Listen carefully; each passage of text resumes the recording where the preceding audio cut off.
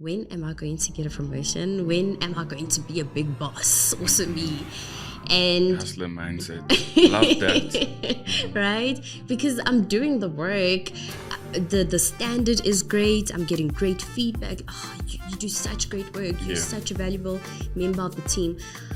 But I'm not getting promotions. I'm not leading teams. I'm not leading projects. And I thought I was like hitting a ceiling.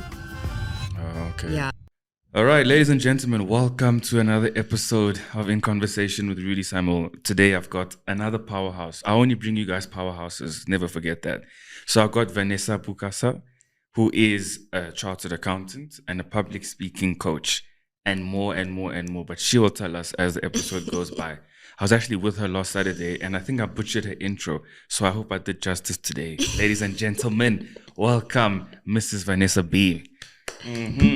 Welcome. How are you? I am lovely, thank you. I know you did not butcher it For this real, time. I was so all over the place with the act before. So context, we were at an event and I was MC, she was a speaker. And then the person that went before her did something so great which touched me and kind of left me all over the place. So I really messed up her intro. I only felt pressure when I heard her speak because I knew she was like a public speaking person and all of that stuff. Then when I heard her speak, I'm like, I need to improve my levels. Oh my God. So yes, welcome to my channel, Vanessa. It's an honor to have you here. I've been seeing what you're doing on social media and I said, I have to share the story. I was actually going through a moment where I didn't have any guests planned. I was like, God, please, can you bring me a guest?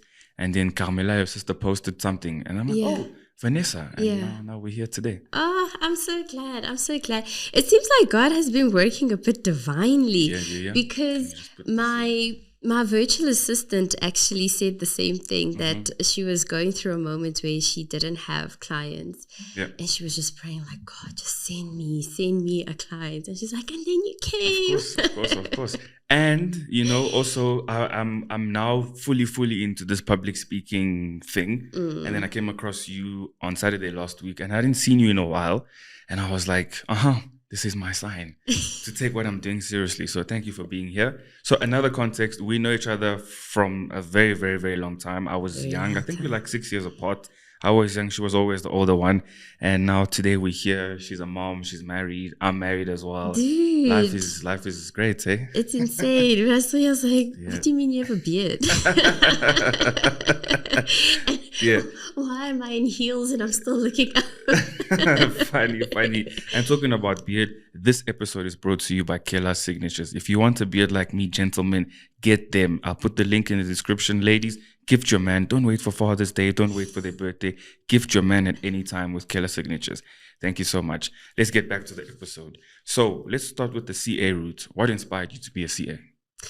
Chartered accountant.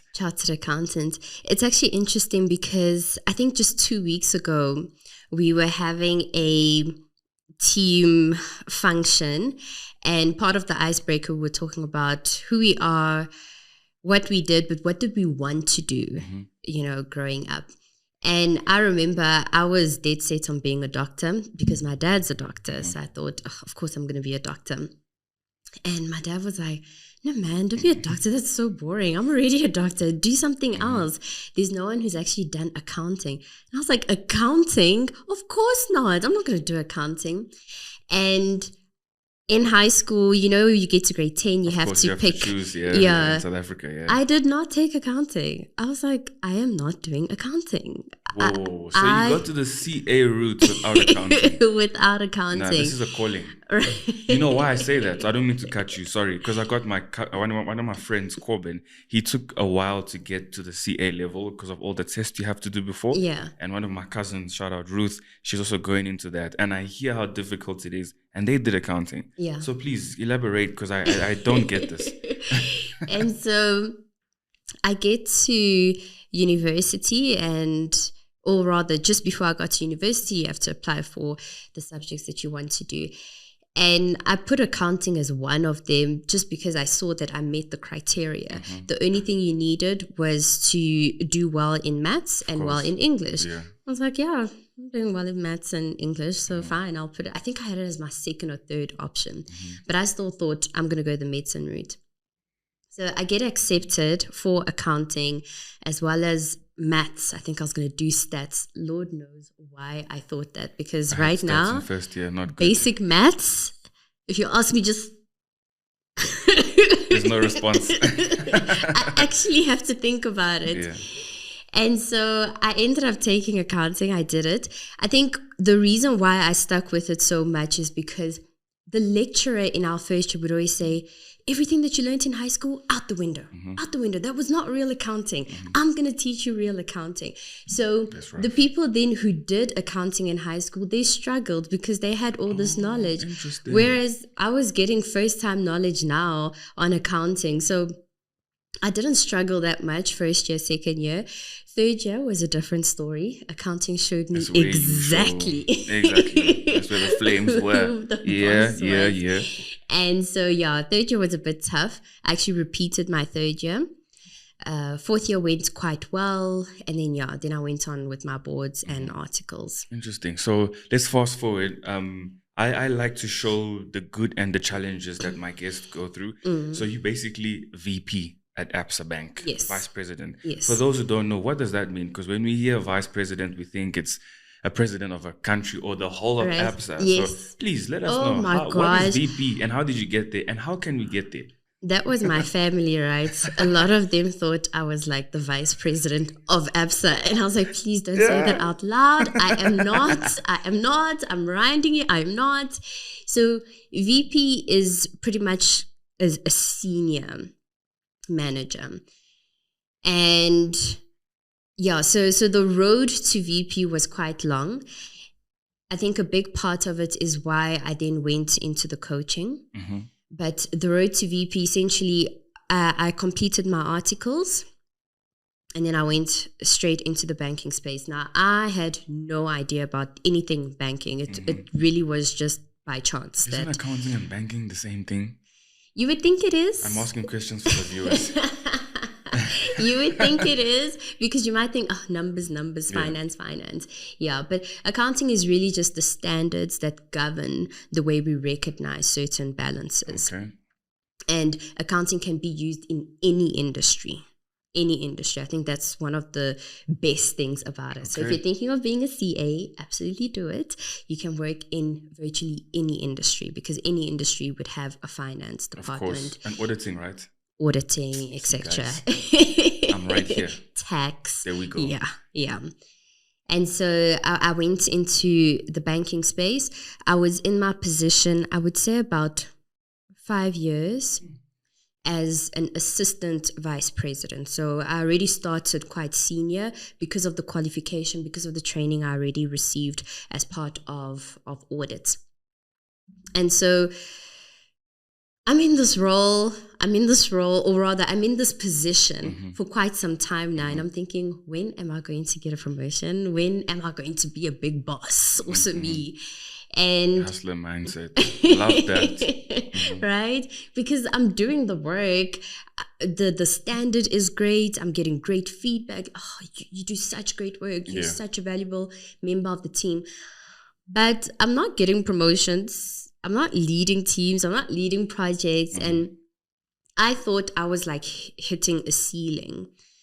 Oh, okay. Yeah, so a series of events, and we can probably go into it a bit more later, but a series of events then led me to learn how to speak about my contributions as well. Like, it's very well that you're doing great work, but if nobody really knows about it, if nobody hears about it, if you're never top of mind, if you're not visible, if you're not there when decisions need to be made, no one's really thinking about you as the leader. You're constantly thought about as the executor. So other people are making the decisions, other people are deciding what needs to be done, and then you run with it, you then do the work. But you're never part of the people who actually make the decisions. And I wanted to be that. And so I had to change my approach. I had to change the way I was showing up. And showing up, a bit more confidently, a bit more boldly, and speaking up, sharing my thoughts, challenging, asking questions, all the things that encompass a leader. Of course, yeah. Yes. And so once I started doing a bit more of that, that's when the promotion came about. Yeah, that's when it's like, oh yeah, Vanessa, we need you to lead this team. So what does vice president mean? What do you guys do, like, on a daily basis? Just something small, and then we can jump to the next point. What does a vice president do at such a big company? Yeah. So it would depend on the department that you're in, but for the most part, you're leading. So there's a vision, there's a strategy. How are you ensuring that everyone in the team is aligned? They're seeing the vision, they understand. You are putting out a lot of fires, especially in my world. You're putting out so many fires. Oh my gosh. Every day there is something. So it's a lot of that, a lot of leading, a lot of strategizing, managing teams, managing the work that needs to be done, keeping the team motivated, identifying strengths and weaknesses of people, making sure that you're really playing to their strengths, but you're also giving them the opportunity to develop their weaknesses.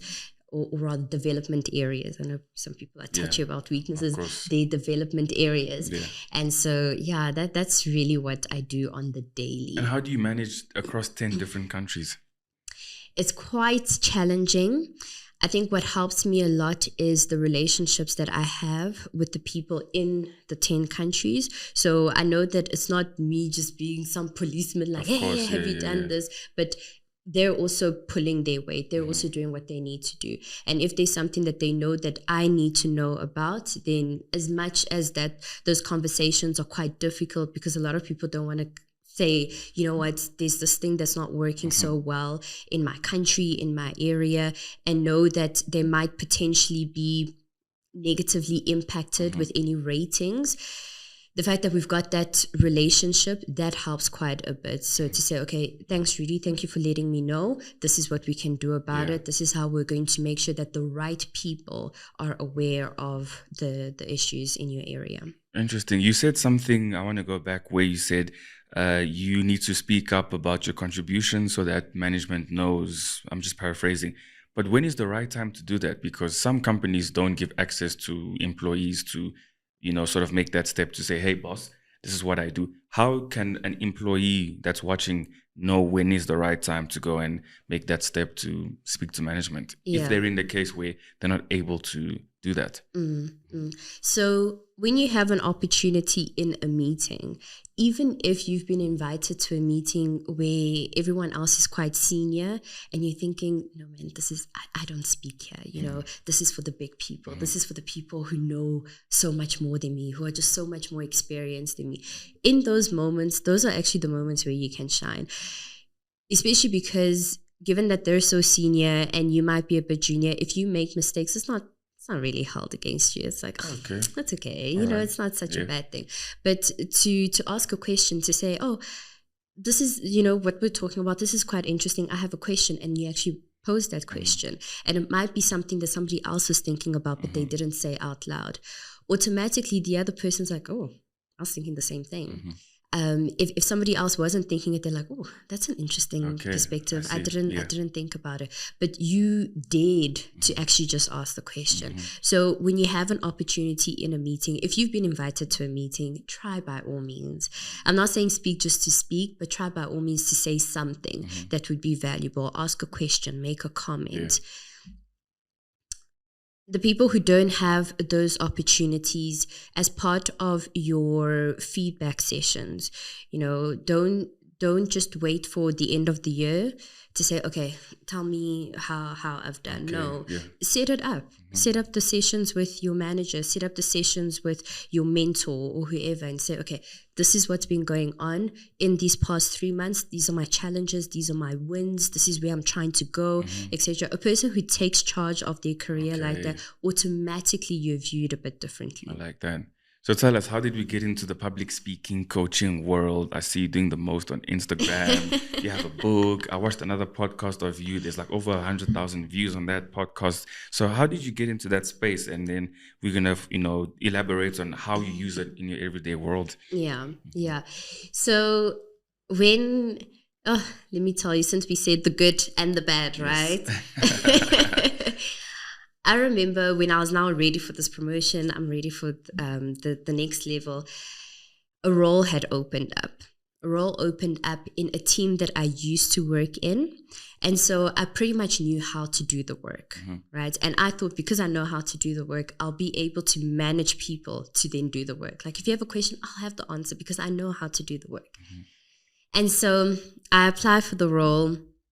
The hiring manager was super excited. Like, oh, Vanessa, we're actually hoping that you would apply. I applied for the role. I'm excited. Of course, yeah. Even the people in that team were currently excited because they're like, what, are you going to be our new manager? So we go to this interview.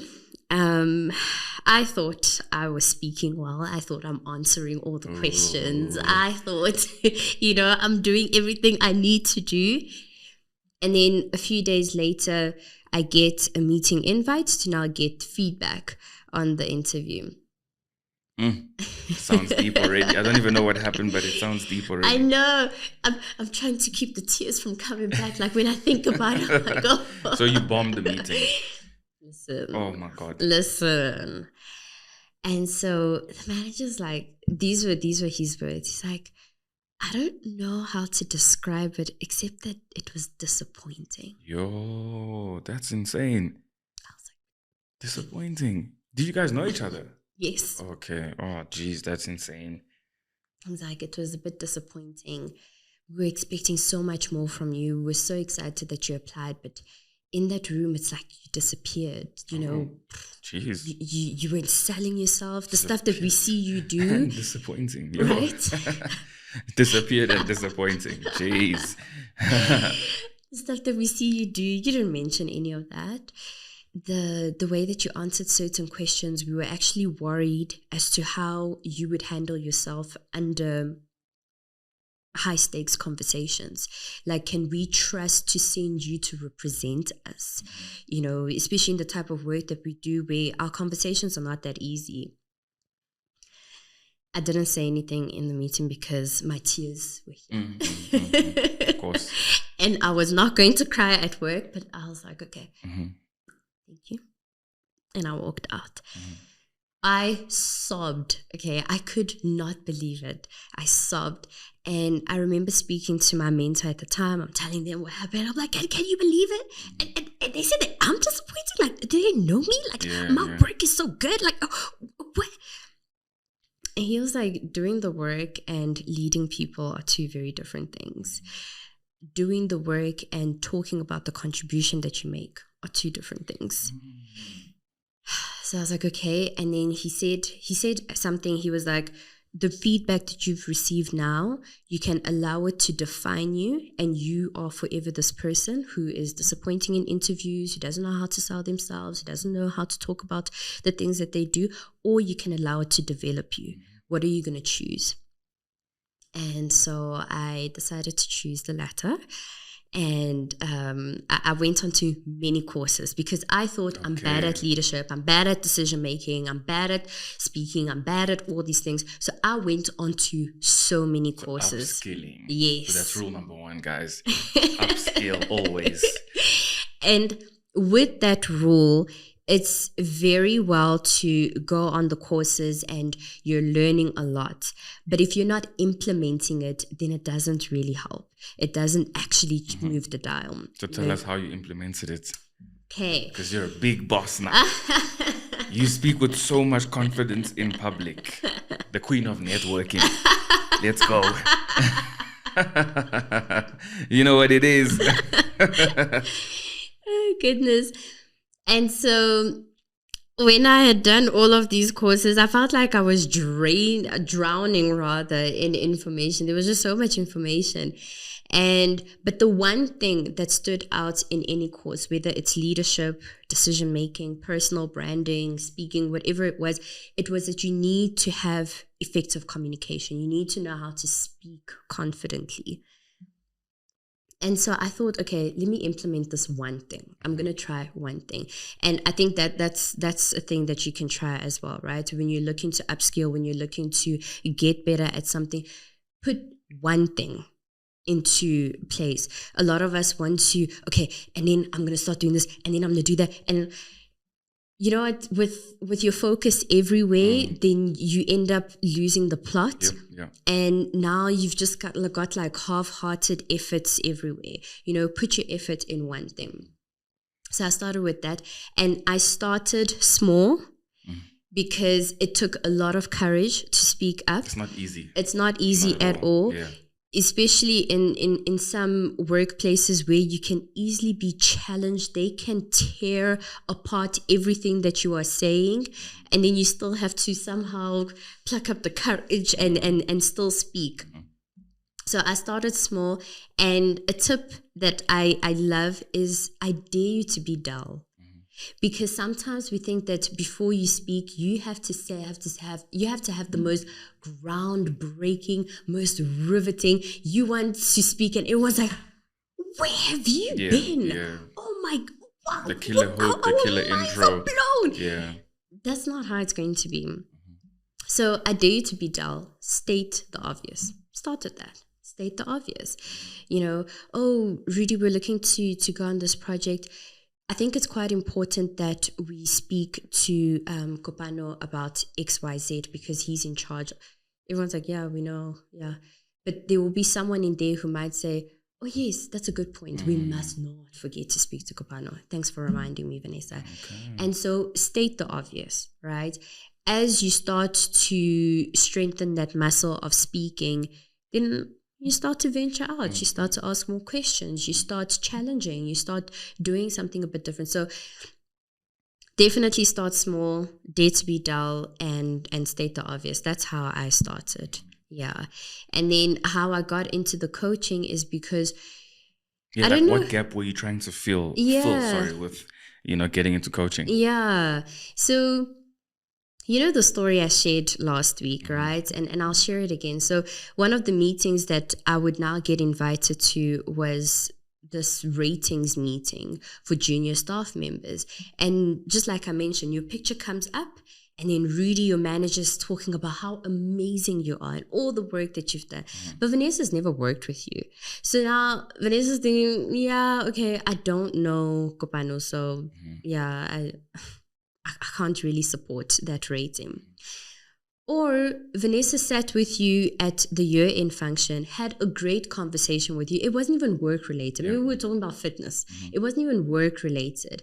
But because I had such a pleasant experience with you, I'm like, Kopano, great person. I support that rating. And in that moment, I was like, my team can be working their butts off, but if no one here knows them, then they can still get a very average rating. And so I said, no, that's not going to happen with my team. I love that. My team is going to speak up, okay? And so I would prep them like, okay, we're going to go into this meeting here. What are your thoughts on these points? Yeah. We've got the agenda. What are your thoughts on it? Oh, I'm thinking this, that. Great. You're going to say that in this meeting. Oh, I'm actually not quite clear on what's expected. You're going to ask that question in this meeting. You know, this is your opportunity to actually speak up. And so I started training them. And then it's one of those effects in life. Let's say, you know what, I'm not really into red t-shirts, but I buy a red t-shirt, right? And I'm thinking, oh, this is so amazing. I finally have my red t-shirt. I love it. But then you look around and you're like, oh, that person also has a red t-shirt. Oh, that person also likes red t-shirts. You start noticing it. And so once I was now more on the other side, I could easily notice someone who was showing up the way I used to. You know, someone who's in the meeting and is doing this. Yeah, you're hesitating. Yes. Yeah. I'm like, we're all adults. Why are you doing this? Speak. You know, you can say, oh, Rudy, after you, I'd like to share my thoughts. That's it. Now we know after Rudy, Vanessa's going to speak. Or people who are just constantly diluting the power of their words. So this might be a stupid question, but... That happens in corporate as well? Oh, all the time. Insane. And I'm like, when you say that, that's already signaling to me that... I'm not going to pay attention. Yeah, I'm not going to pay attention. Yeah. It might be a stupid question. And so once I saw others, I figured, okay, I think this is so much bigger than me. It's bigger than my team. Let me actually venture out there. So how has business been? When I say business, for lack of a better word, how has it been?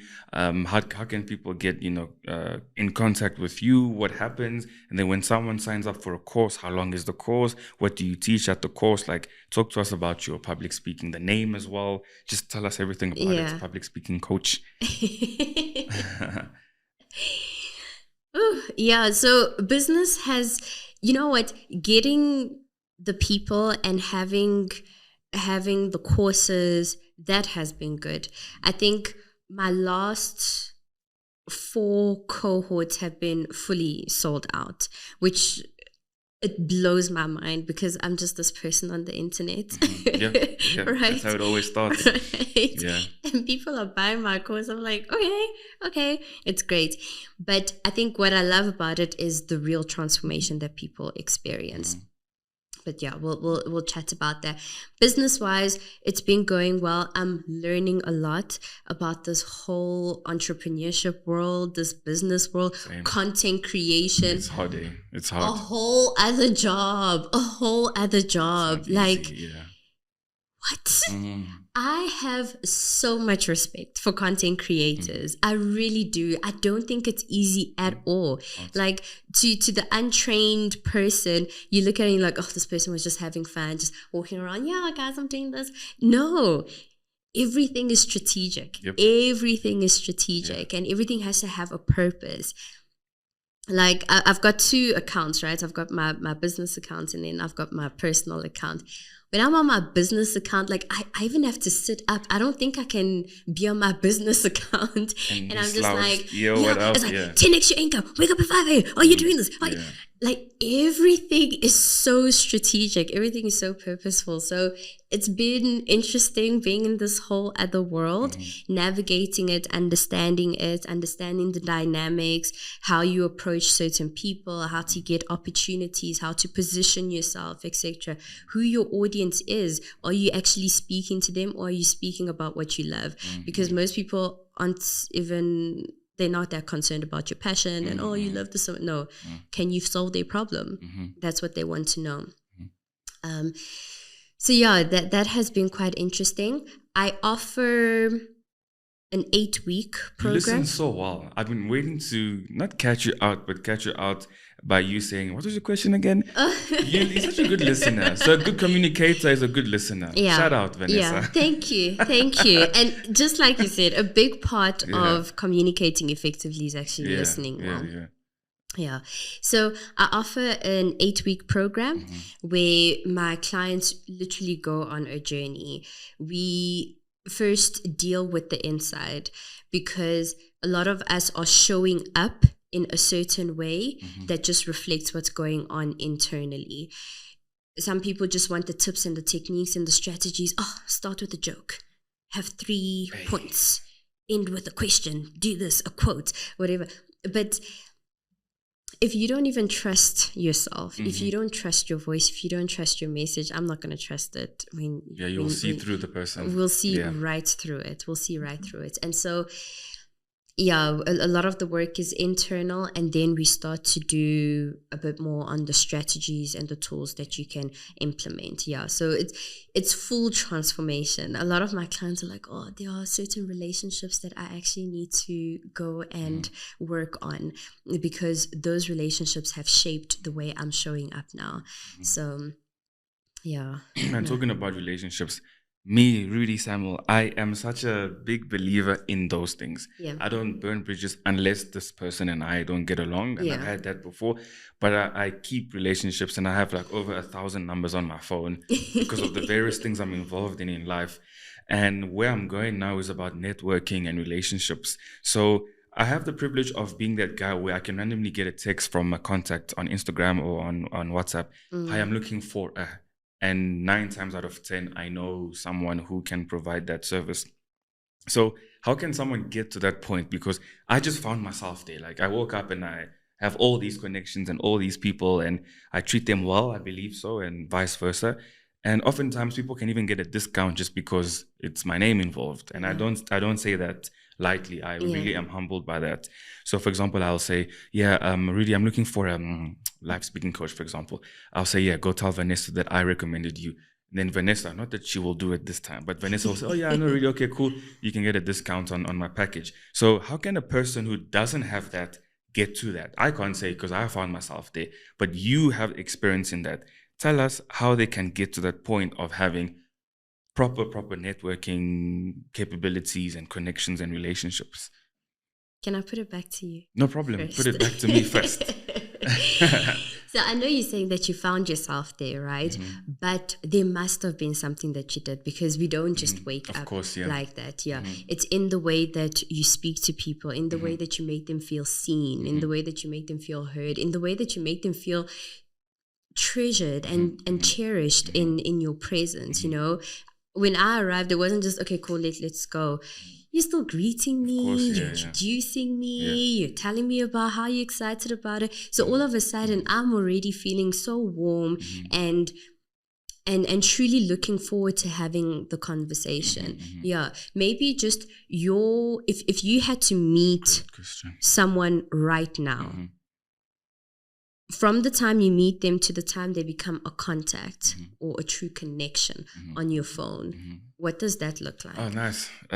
So I firmly believe in two things: respecting everyone. Like those closest to me will know, I respect the janitor or the cleaner as much as I do a CEO. I don't get starstruck.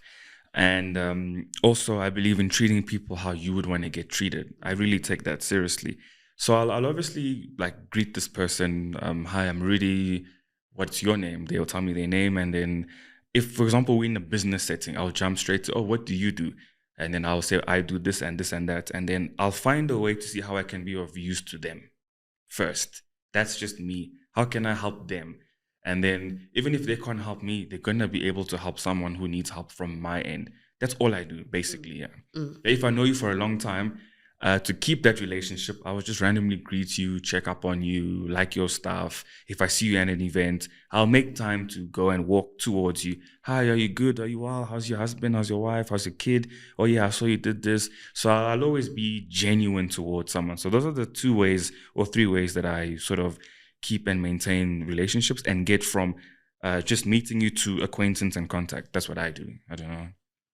Ladies and gentlemen, that was networking, connection building 101. That is it. I think sometimes we think there's this big science behind it, you know, and then I'll stand like this and then I'll ask 3 questions and then I'll go. No, but what you're saying is, firstly, you acknowledge this person, right? Genuinely greeting someone. I see you. I think it's even in a lot of the South African languages, the way we greet. Can I just add, please don't lose your point. I was in France, and that greeting thing that I'm so used to doing here, I got burned there in France. You know what I'm saying? So I had to understand that people are not like here. Yes. I go to Spa, Checkers, wherever, and I'm having one-on-one conversations with these people. So yeah, that's a South African thing, definitely. It definitely is. It definitely is. So the way we greet people, the way you make them feel seen from the onset, that is something that's super helpful. You asking for their name and genuinely listening and, you know, making sure that you actually use their name, you call them by their name as you're speaking, that is very helpful. I love what you said about doing something useful for them first, because I think a lot of the times when we think about networking and we think about having connections, you see someone and you see favor, you see someone and you see a job, you see someone and you see an opportunity. But what about you? When do you show favor? When do you show opportunities? When do you connect people? And when you can deposit first, then in most instances, that other person, by the time you get to the point where you're asking them for something, it is a no-brainer. They're thinking, Rudy's my friend. They're not even thinking, oh, it's just some guy. Rudy is my friend. Of course I would do this for Rudy. The example that I used last week at the event that we were at was that networking is like opening and building a bank account. Yes, please elaborate on that. I love that analogy so much. I just stood on the side like, Vanessa, wow, this is so lit. I was so touched by that. Please, can you share that again, please? Absolutely. So when it comes to networking, it really is like building or opening and growing a bank account. When you open your bank account, you cannot immediately withdraw from it. And the reason why you can't withdraw from it is because there's nothing in there. Yeah. There's no money in there. But who was supposed to put the money in there? It's not the bank that you opened it with. They're not putting money just for you to withdraw. It's you. You have to put in money first. Once you put in money first, what does the bank do? Interest. They're helping you to grow it.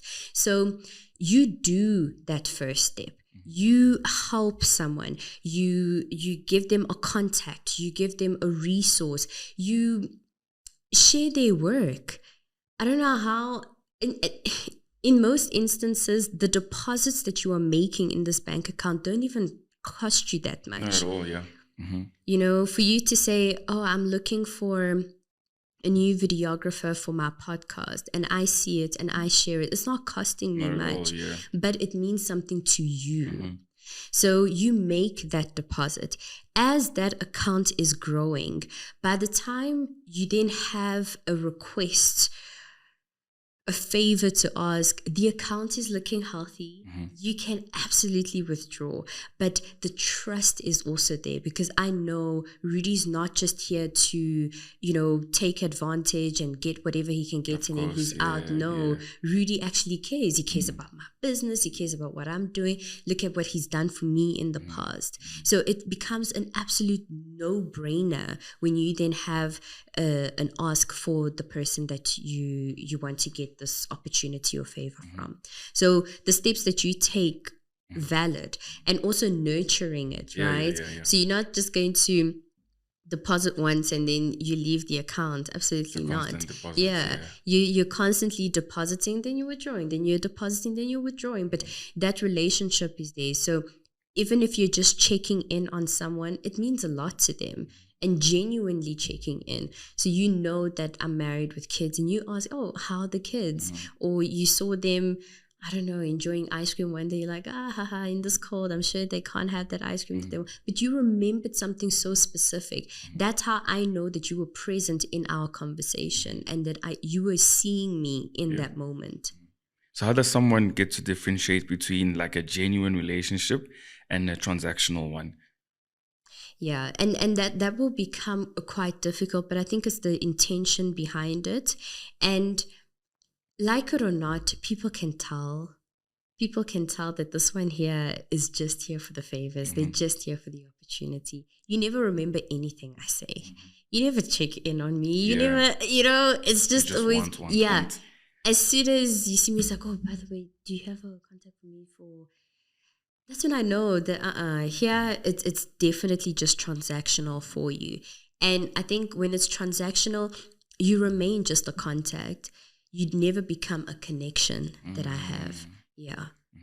So can you maybe give us a testimony where all of these things that you've implemented gave you like a proper network, a proper contact, and what sort of relationships opened for you from all that you've done? Yeah. I've got quite a few. I'll share one. It was actually a contact from the organization that we had previously, right? So during lockdown, there were these, you know, everyone was on IG Lives because that was pretty much the only way we could really connect. There were all these conversations taking place. And I remember there was a lady in one of those conversations, right? And I saw her and she's talking about how she's a CA and she's working in whatever industry and stuff. And I thought it was quite interesting. So I went and I looked for her on LinkedIn. And but I didn't ask to connect or anything. I'm just scrolling through her profile and I was like, okay, cool. Obviously she saw it. I don't know. LinkedIn. LinkedIn likes to snitch. LinkedIn. But then when you want to see who viewed your profile, do you want to premium one? Do you want premium? Do you want to see?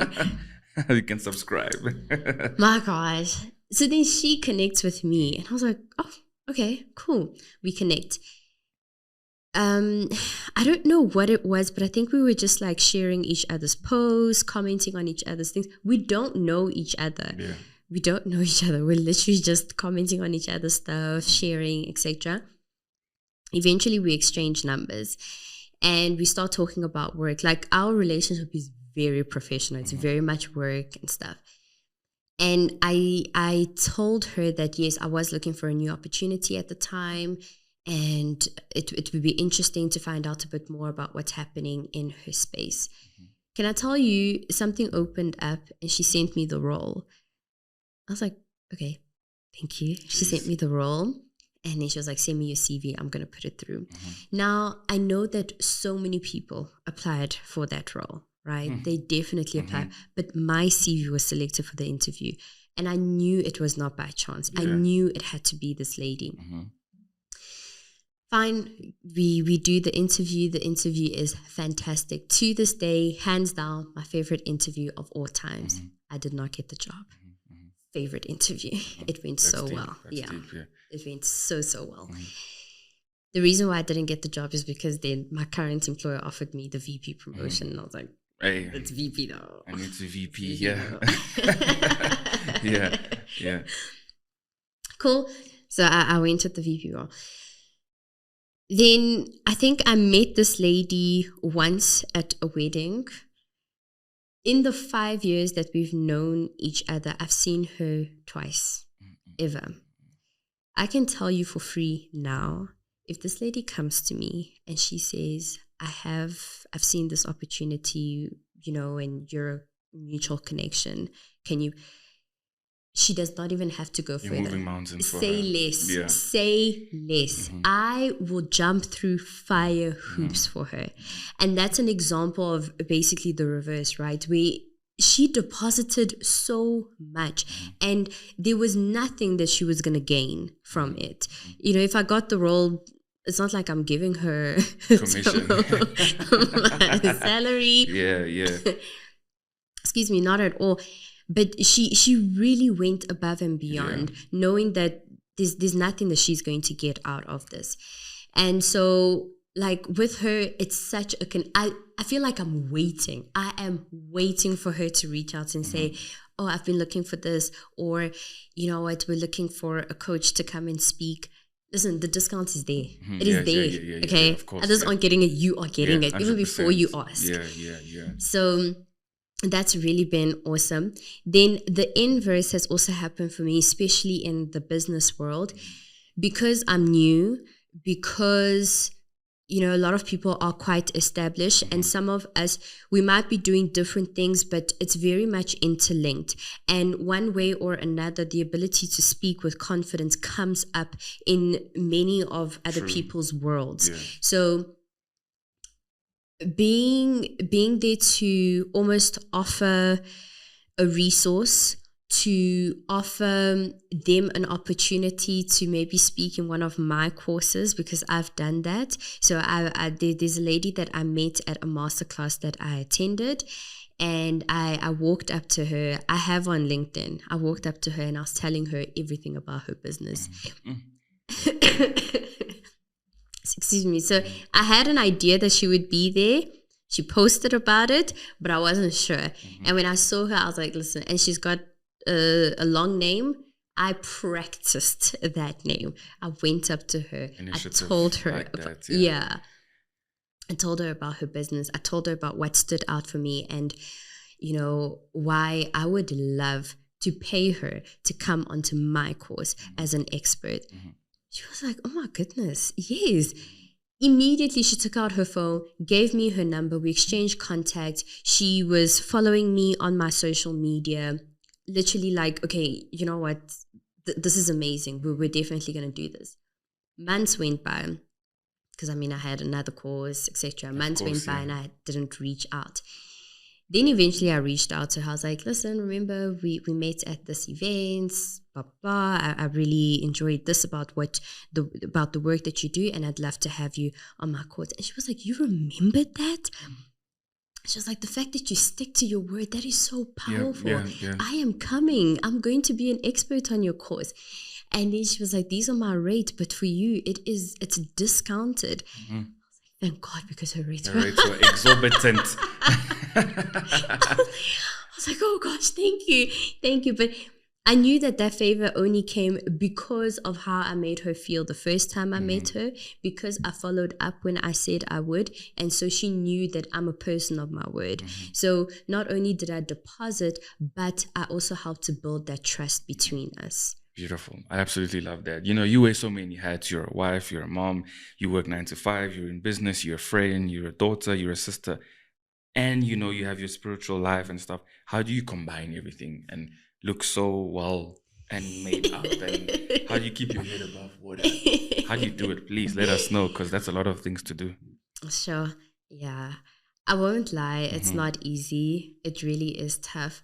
Most weekdays, like I'm always, or rather in the past year and a half, I'm always so amazed by people who can, I was watching a series the whole weekend and I finished it. I'm like, what? Oh my gosh, I'm so jealous. I wish. I'm so jealous. Or like, I love this book so much. I read it in one sitting. I'm like, what? What a joke. Oh my goodness. And so it really is a balancing act. There's something that one of my cousins said once, that, you know, we juggle many balls, but you need to know which ball is a bouncing ball. So if I drop it, it will come back. Wow. And which ball is a glass ball. If I drop this, it's not coming back. It's proper messed. Deep. Right? And so just having that in mind, prioritizing appropriately. So I've got my 9 to 5, but I know that there are certain days maybe I can only go till 3, and then I have to be with the kids. And once the kids are down, once my husband and I have had supper, then I can continue. Like, it's one of those days. So that's a ball I could have let bounce. But there are also other times when it's like crunch time and I really have to do what I need to do at work. So it's very much a juggling act. I can't say that I have the perfect balance, but I do believe that I've got a good harmony. So yeah, some days I can't play the same game 10 times. Like, we've played it twice, now I've got to go work. And my daughter will be like, you're always working, that's so boring. Hey man, she will know one day. Yeah. Oh gosh. So yeah, but doing my best to keep the glass balls intact, because that I don't want to drop. I think what I like about what I do here is that I show people that take the time to watch, thank you very much, the different facets of life. Because it's easy to want to shoot with celebrities and very famous people and stuff. But the story of the average person attracts me so much, because this average person, in your case, is doing so much exceptionally well. But they have all these things that they need to take care of and wonder about. And I prefer to share those stories because it's not all rosy. Yeah. Everyone wants to either have a high position in corporate or have a business and have a family and stuff, but there are prices to pay. And some people or some things do get disappointed at times. It's just how you manage to find your way around that. So that analogy of a glass bowl and a bouncy ball, I think that's something I'm going to take into effect into my life, and absolutely. In closing, when people hear the name Vanessa Bukasa, Vanessa Kabakisa, what do you want them to feel, to hear, to remember, to know?